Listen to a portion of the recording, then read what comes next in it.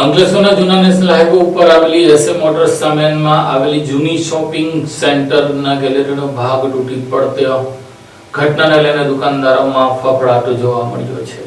અંકલેશ્વર શહેરમાંથી પસાર થતા જૂના નેશનલ હાઈવે પર એસએ મોટર્સ સામે આવેલા વર્ષો જૂની શોપિંગ સેન્ટરની જર્જરિત ગેલેરીનો કેટલોક ભાગ ગતરોજ અચાનક તૂટી પડતા આસપાસના દુકાનદારો તેમજ સ્થાનિકોમાં ભયનો માહોલ સર્જાયો હતો. સદનસીબે ગેલેરીનો ભાગ તૂટી પડવાની ઘટનામાં કોઈ જાનહાની થઈ ન હતી, જેમાં એસએ મોટર્સ સામે આવેલા જૂના શોપિંગ સેન્ટરની ગેલેરી લાંબા સમયથી જર્જરિત હાલતમાં હતી. ગેલેરીના કેટલાક ભાગમાં તિરાડો તેમજ અન્ય નુકસાન જોવા મળતું હતું. દરમિયાન ગતરોજ ગેલેરીનો કેટલોક ભાગ અચાનક તૂટી પડ્યો હતો, જેના પગલે આસપાસના વેપારીઓ અને સ્થાનિકોમાં વધુ ભય ફેલાયો હતો. જર્જરિત ગેલેરીનો બાકી રહેલો ભાગ પણ ગમે ત્યારે ધરાશયી થવાની શક્યતા હોવાથી સ્થાનિકોએ આગમચેતીના પગલા રૂપે તેને દૂર કરવાનો નિર્ણય લીધો હતો. આજરોજ જેસીબી મશીનની મદદથી જોખમી અને જર્જરિત ગેલેરીને તોડી પાડવાની કામગીરી હાથ ધરવામાં આવી હતી. કામગીરી દરમિયાન સાવચેતીના પગલા રૂપે આસપાસનો વિસ્તાર ખાલી કરવામાં આવ્યો હતો. સ્થાનિકોના જણાવ્યા મુજબ શોપિંગ સેન્ટરની જર્જરિત ગેલેરી નીચે દુકાનદારો તેમજ રાહદારીઓની અવરજવર રહેતી હોવાથી ગેલેરીનો કોઈ ભાગ અચાનક તૂટી પડે તો મોટી દુર્ઘટના સર્જાઈ શકે તેમ હોત.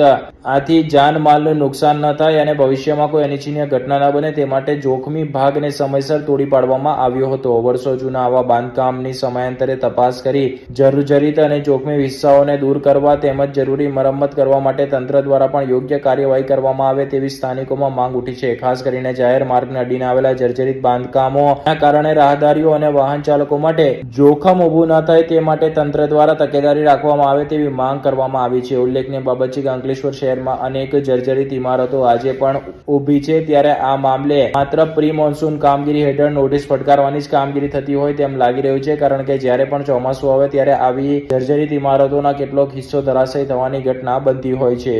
મારું નામ પ્રવીણભાઈ પટેલ છે. સાઈ ગોલ્ડન ટ્રેડ સેન્ટર છે. તો આની અંદર જે હતા ને એ લસકતા હતા અને કાલે પડી ગયો નીચે. તો અમને એવું લાગ્યું કે ભાઈ કઈ નુકસાન ન થાય, કોઈ લાગે ભાગે નહીં, એના માટે થઈને અમે જેસીબી વાળા અમારા ખર્ચે બોલાવી અને એને સરખું કરાવી નાખ્યું.